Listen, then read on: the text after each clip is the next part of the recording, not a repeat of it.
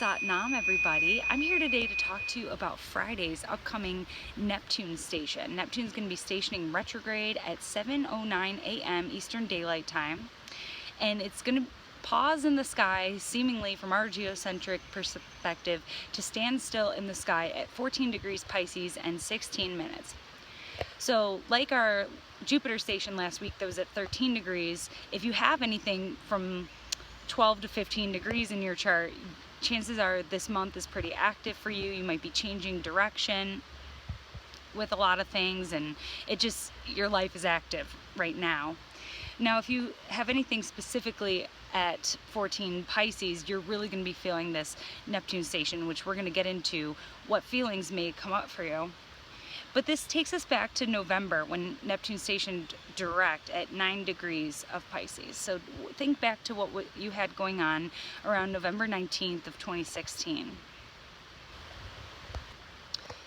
So in the spirit of Neptune, I may have to stop and pause this video quite a bit, because what Neptune creates is confusion, creates brain fog. And often when I connect with a certain planetary archetype, it comes into my consciousness, it comes into my being, and I start to embody it. So when talking about Neptune, you forget what you were just talking about. It evokes a feeling of, how did I get here? So Uranus gives the type of realization like, aha, I know exactly what to do. I have an idea, I have a realization. And Neptune does a similar thing, except it's a little different. It's oh my God, how did I not see this till now? It's like you've been living in a dream and you just wake up and you're just like, it's like that? How did I never see it before? It's like something clicks and you almost feel like, why didn't I see it sooner? Like it was that obvious. So that's kind of the energy of Neptune, is confusion. It's the opposite of Saturn, where Saturn is cold, hard reality. It draws lines in the sand and it builds structures. And Neptune is quite the opposite. You can't really see where it begins and where it ends. And so that's why Neptune ends up ruling things like the meditation and imagination and artistry, things that are very subjective and fluid, but things that transport your consciousness. Because Neptune is all about having an experience and wondering whether it was real or not. But if you feel it, it's real. So it's one of those things where the realm of Neptune leaves you wondering, and it triggers your consciousness to look a little bit more deeper. It's definitely feeling oriented. So more Neptune, brain fog, confusion. So what else goes along with brain fog and confusion? Illusion, deception. So this week you want to be real careful about what you hear.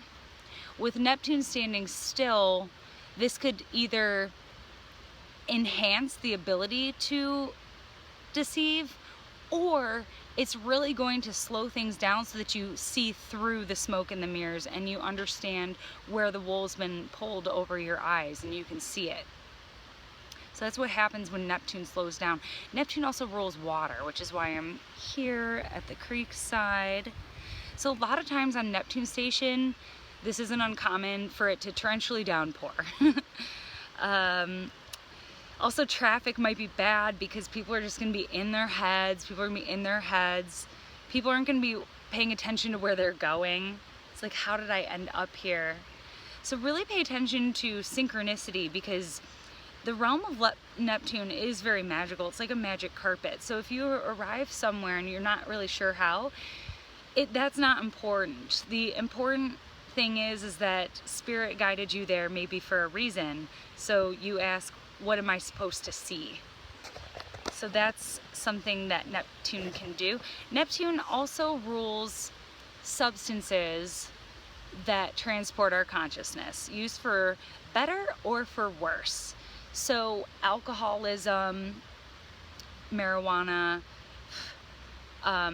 hallucinogens, dreams, you know, dreams is a quite literal manifestation of Neptune, because it's real, because it's in your mind. Your mind's creating it. Of course it's real, but it works in symbols, and it doesn't always make sense, and you kind of flow from one room to the next.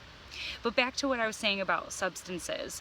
So a lot of times strong Neptune can give people the realization that they've hit rock bottom, that they need help, that they need to maybe seek sobering up, which is Saturn's chore. But a lot of times on the Neptune station we see it. Things will sneak up on you. Things will kind of just appear. So be ready for that. Fog is another thing. So not just in the brain, but out and in the world. It might be hard to see things real clearly. So what's the message of Neptune? It's really hard to say. It's very subjective. So you would have to ask yourself what the meaning is. And, you know, not too many other people are going to be able to tell you what it is, because it's hard to define. So it's whatever you're sensing, whatever you're feeling. And that's the message of Neptune. Not all who wander are lost.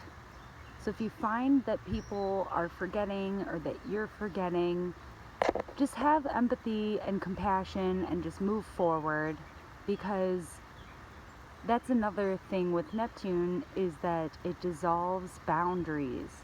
So with Neptune, it really raises our compassion and sensitivity in general, but especially to others in the world around us. So be ready to maybe see things in a new way. Be open to receive the message from the universe, from your guides, from your higher self, from others. It's all very subjective and fluid and open to interpretation this week. So it's okay to slow down. It's okay if you're not very focused. Just try to go with the flow and be in touch with your feelings. Be in touch with your dreams. Definitely pay attention to your dreams. And remember that it's all a ride.